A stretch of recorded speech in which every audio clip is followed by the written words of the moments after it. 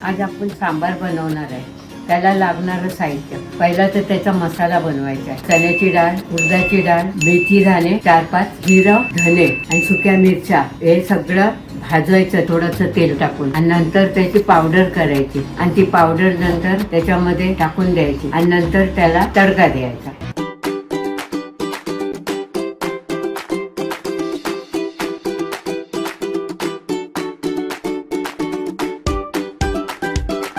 डाळ शिजत ठेवते मी आता. डाळीमध्ये 1 चमचा मीठ टाकते, अर्धा चमचा हळद कुकरला लावून शिजत ठेवते. भाज्या शिजवायला 2 मग पाणी टाकलं. भोपळा साल नाही काढायची. हे झाली फरसबी. बारीक नाही कापायची, जराशी मोठी मोठीच ठेवायची. सांबारमध्ये खाताना हे वाटते. आता हा गाजर कोणाला पाहिजे असेल त्याने. आता वांगी, सांबार बोलला तर वांगी आली.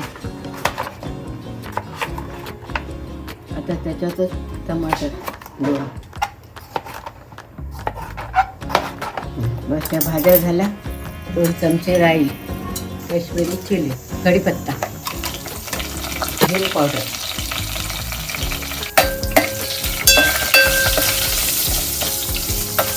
आता या भाज्या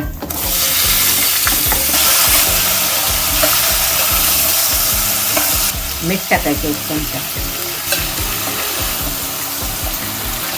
आता गरम पाणी टाकून द्यायचं. थोडीशी हळद. बस आता हे शिजत ठेवायचं आहे. आता मसाला बनवायला घ्यायचा आहे. कोकनेट ऑइल टाकला, मेथी जरा भाजून दिली. आता चणा डाळ 3 चमचे चणा डाळ. आता ही स्लो गॅसवर भाजायची. उडदाची डाळ, कोलम राईस सगळं स्लो गॅसवरच भाजायचं आहे. फास्ट गॅस केला तर ते जळणार, काळं पडणार. कोरिअँडर म्हणजे धनिया, जिरा, सुकी मिरची, कढीपत्ता, हिंग पावडर. मिक्स करते आता सगळं. एवढं सगळं टाकलंय ना, चांगलं भाजून मिक्स करायचं.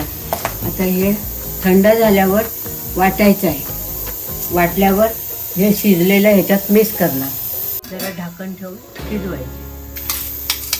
ते मिक्सरच्या भांड्यात सगळं घ्यायचं. आता हे मिक्सरमध्ये बारीक वाटून घ्यायचं. हा मसाला टाकायचा. गूळ टाकला, गूळ, इमलीचा पाणी, थोडा पाणी अजून लागणार. आता ह्याला अजून चांगला शिजवून दे. नंतर डाळ टाकायची. डाळ शिजली आपली. डाळ शिजली. आता ह्याच्यामध्ये डाळ मिक्स करायची. अशी आम्ही खोबरेल तेलाचा तडका देतो. त्याच्यामध्ये राई, थोडीशी राई, थोडासा जिरा, सुक्या मिरच्या, कढीपत्ता झाल्यावर थोडा अजून हिंग. कारण सांबार बोलल्यावर थोडा हिंग जास्तीच पडतो सांबारमध्ये. तडका झालाय तयार. आता थोडा चापून बघायचा. तडका झालाय तर उकळून बघायचं. काय मीठ कमी असेल ते जरा चाकून बघायचं. तर टाकायचं थोडं. सांबार रेडी आहे.